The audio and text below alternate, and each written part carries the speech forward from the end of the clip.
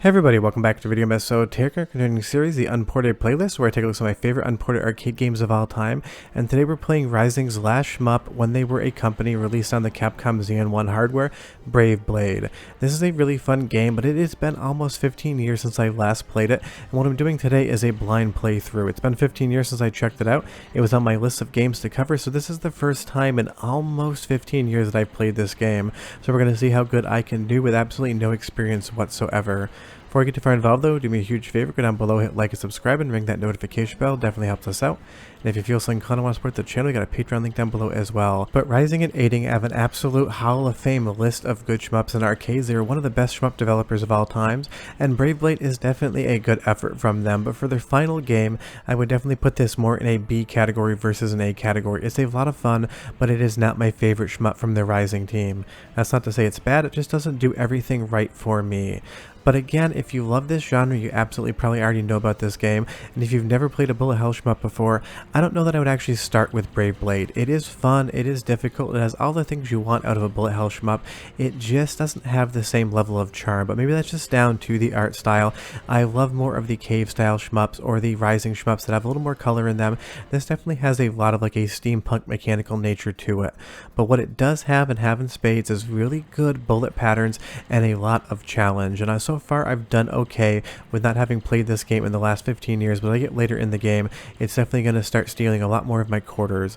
But like any bullet hell shmup, if you live or you die is 100% up to you. The game is never cheap, you just don't know what you need to be doing yet because you haven't practiced enough. And that's why I always love this genre. It's all down to your talent and your ability to memorize different patterns and areas in the level and go from there. And it does incorporate 3D obviously, because this is running on the Capcom Xeon 1 board, which was just a more powerful PlayStation 1. But even though it ran on PS1 hardware, this never got a home port to anything. It is locked to arcades, and I don't think there's a single Brave Blade board on an arcade floor in North America that I'm aware of. But if you do know where there is one, let me know down below.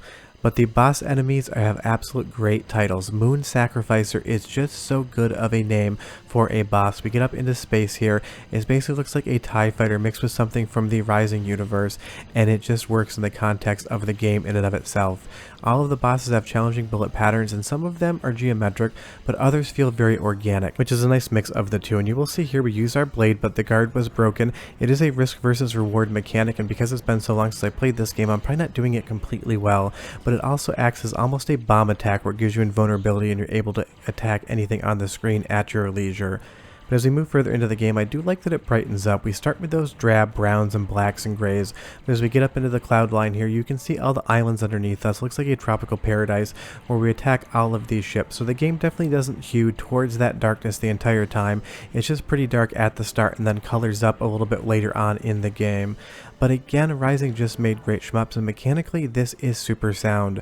It's one of those games, if you have played it before, you probably love it, but leave me a comment down below and tell me if you've ever played Brave Blade, or if you're going to play it after this video, because I'm assuming some people are going to be wondering what this game actually is, because I kind of forgot it existed too. It just doesn't have the same love for some of the other shmups from the developer, which is a bummer, because this one still is a competent game that you should check out.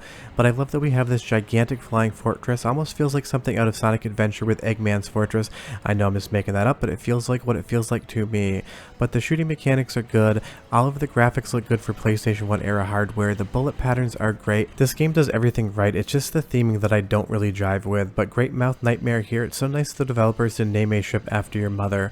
But as we get to the bullet patterns, you will see that there is some blue against a blue sky, but it's just enough of a difference in color that you're really never getting hit by a bullet because you can't see it. Some shmups sometimes will have bullets that blend into the artwork a little too much, but Brave Blade definitely avoids that sin, and if you take a hit, it's going to be because you got hit. You weren't in the right space at the right time. But it's also got a great soundtrack, so go ahead and listen, and I'll be right back. 11 p.m. June 20th. Grid system repaired.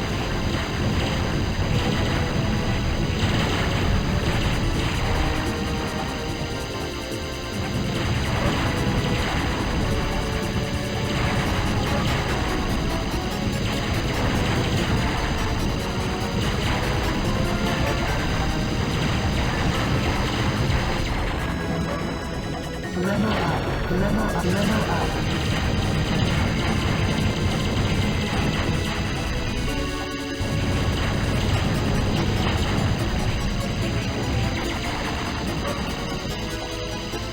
It's got a really nice techno soundtrack that fits the theming of the game, and I don't think it's Raizing's best music either, but it is still good. And that's really the thing about Brave Blade. It is a really fun game, but nothing about it rises to the top of Raizing or Aiding's output. It still definitely straddles that B tier in my opinion, but tell me down below what you think. Don't forget, this is just my opinion. I'm not saying it's not the best game they ever made. I just don't think it's the best game they ever made, and some people get confused when I say things like that. They think I'm trashing a game. I'm not. This is just how I feel about it. But the bosses are definitely challenging, and it's going to take a few run-throughs of the game to understand what's going on. Because again, like I said before, if you're skipping ahead, this is the first time in like 15 years I have played this game, and I'm doing it basically blind. But as we get into this lava stage here, I love how all of the artwork undulates underneath you with that classic PlayStation 1 polygon warping. It's interesting that they decided to use the ZN1 hardware. There was a lot of different hardware available to arcade manufacturers and developers back in the day, but I think that the PlayStation 1 hardware must have just been a much cheaper platform because it was based on consumer console hardware, and that is why it's such a bummer that this game never got a port. But honestly, by the time this came out, the PlayStation 1 really wasn't doing much, and the PlayStation 2 was right around the corner, because when this hit arcades, the Dreamcast was in stores both for North America and Japan, and Naomi was in arcades as well, so this definitely wouldn't stand the test of time graphically on the year of release. And right now it definitely has that PlayStation 1 jank that I love, but some people just don't appreciate. If you grew up with PlayStation 1 era graphics, you're going to like it. If you didn't play PlayStation 1 back in the day, you're probably going to think this game's relatively ugly. But let me tell you, when the PlayStation 1 first came out, we were all blown away with 3D graphics. So if you're going to judge a game based upon its look, remember you have to judge it in the context of this being 24 years old at this point in time. It's wild to think that this game's old enough to drive, buy a pack of cigarettes, and buy a drink at a bar. Makes me feel really old because I remember the year 2000. I was in high school and I definitely went to a party New Year's Eve and got absolutely loaded in a field. But that has nothing to do with Brave Blade whatsoever, just a fun little aside. But I love that that enemy there basically looks like a mechanical bird. It's like a phoenix, except from rising from the ashes, it actually sinks down into the lava when you beat it. Maybe I'm just imparting some meaning there that isn't there, but that's what I see. But I just love this game for what it tries to do. Be a really difficult shmup. I just wish that for some reason the theming was a little bit different, because visually I never have clicked with this game. It's a little too drab, it's a little too disinteresting to me, and I do think that takes it down from the A tier to the B tier, but of course that is subjective. You'll see here that we do get a couple score bonuses there as well, and I'm sure you can play this game for a score attack, but that's never how I play any shmup. As you get further into the game, you get bigger bosses that are going to have multiple stages. This Sky Fortress here starts off from one perspective and changes mid-battle, and we have all of these different projectiles coming out in all of these different shapes and sizes. Trying to avoid everything once you get to this area of the game becomes an exercise in absolute perfection. You need to be playing this 100% correctly 100% of the time, or you're going to just eat through quarters. But I'm going to give you one more taste of the soundtrack, because I do think that that's an A tier soundtrack for the game, and I'll come back, tell you a little more history of the game and what happened to Raizing, but enjoy because this soundtrack is quite good. And July 1st.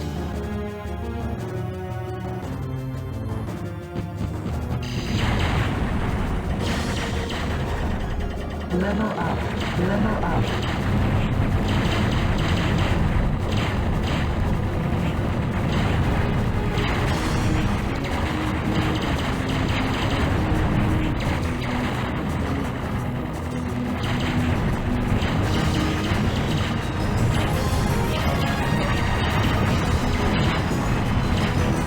The soundtrack definitely ramps up in intensity because we're getting towards the end of the game and we have to fight the Void Summoner here, which looks to be like a gigantic mechanical turtle riding along a track. Maybe it's floating, I really can't tell from the perspective, but it is a very difficult boss. And you'll see here I'm using the blade with that bomb attack that gives me that vulnerability to knock off some damage, because at this point in the playthrough, not having played this for 15 years, I was just dying absolutely all over the board.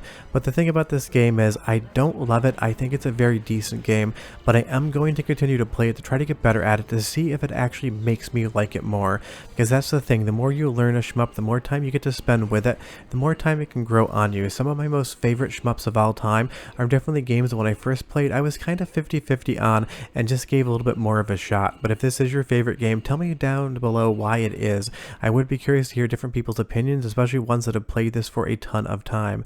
As we get to this final boss battle here, it looks like we're over some big North American city, or at least that's the vibe vibe I'm getting, but as the final boss comes in here, the artificial seraph, it just has such a fun design. It's a gigantic mechanical angel with what looks like a neon halo behind it. Don't know where they came up with the idea whatsoever, but it is a ton of fun to look at. But I will say I absolutely died so many times here, probably used 10 credits just to get past the boss. But Brave Blade is a ton of fun. It's definitely a B tier in my opinion, but it's worth checking out, and if you love it, tell me why down below. Short of that, we are done. You'll have to play the game to see the credits yourself, and I'll see you next time. Bye bye.